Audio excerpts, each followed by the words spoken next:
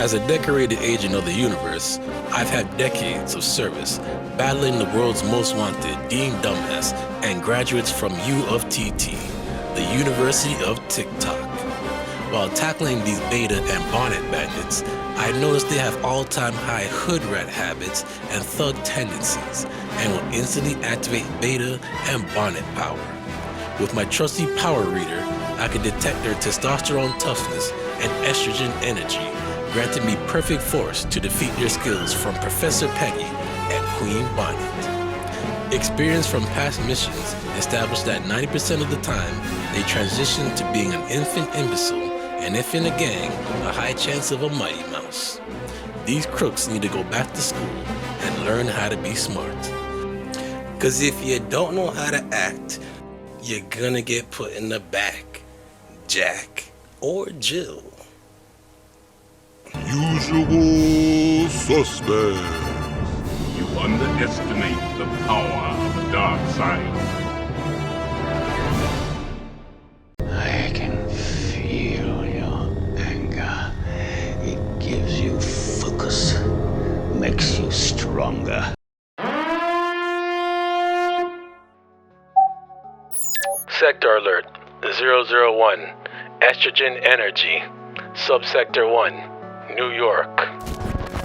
Tactical name, Usual Suspects. Designation, Beta Bandit. Classification, University of TikTok. Chain of Command, Dean Dumbass. Tactical Intent, Man Act. Status, the bandit, identified as Sean Diddy Combs, is a high-level asset within the University of TikTok. Intel Ops confirmed that Dean Dumbass has deployed this bandit to transport prostitutes Cassie Ventura and Daphne Joy to engage in drug-fueled sexual performances known as freak-offs. Neural scans reveal Diddy is a direct link to Dean Dumbass's encryption code to sabotage the transmission link and prevent us from reaching 100,000 agents to successfully extract Agent Mace Hairdu and secure the Bandit Bingo Jackpot. Transmitting sector intelligence now. There is a good chance that Diddy could be eating dinner at his home tonight, a free man. And that's because an appeals court is now hearing the review of the trial in which Diddy was convicted of violating the Mann Act. And his defense lawyers are making two arguments that could sway these judges and make them overturn the conviction. Let me explain both. So the first is that the defense says that the violation of the Mann Act is to prohibit the transportation of prostitutes across state lines, and it's typically for commercial purposes.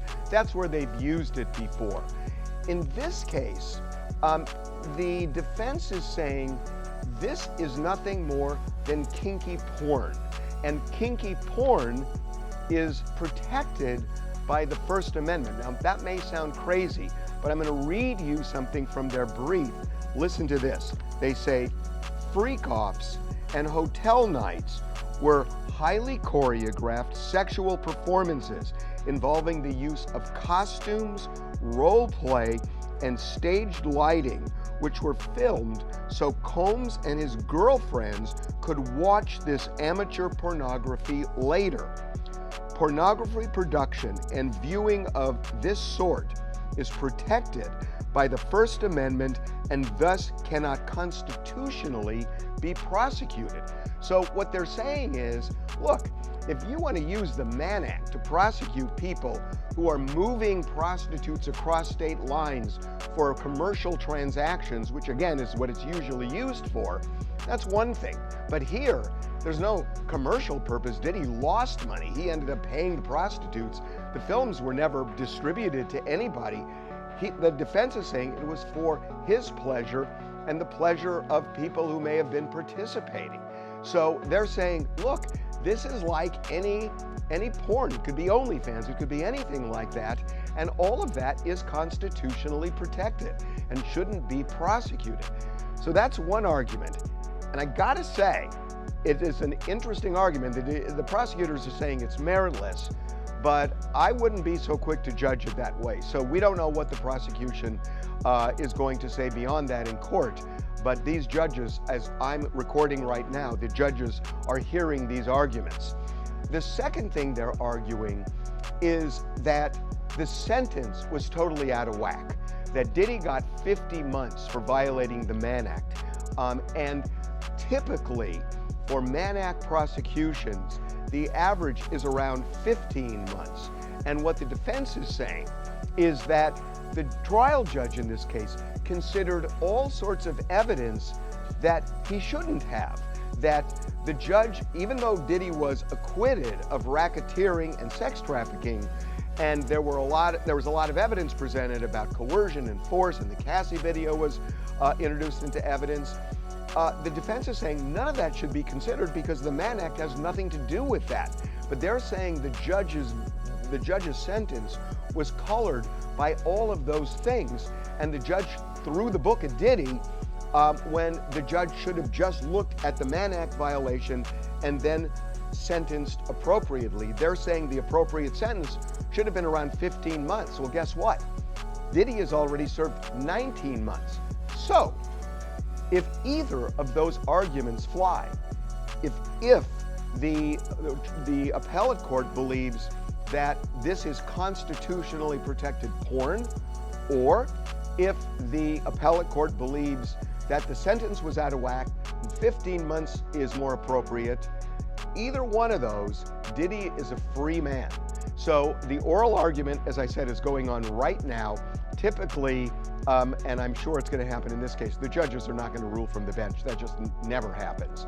So they will meet and confer, as they say, and write an opinion.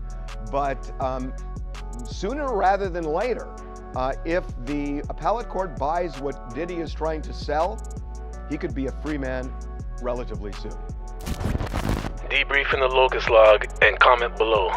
Like, share, subscribe, and follow the call to 100,000 agents to extract Agent Mace Hairdu from the SlimeVerse and secure the Bandit Bingo Jackpot. Execute alert protocol and follow the call. Estrogen Energy. Savage! I'm a savage! Oh! I'm a savage! Whatever I want, I'm going to get! Whatever I want, I have to get! You don't know the power of the dark side.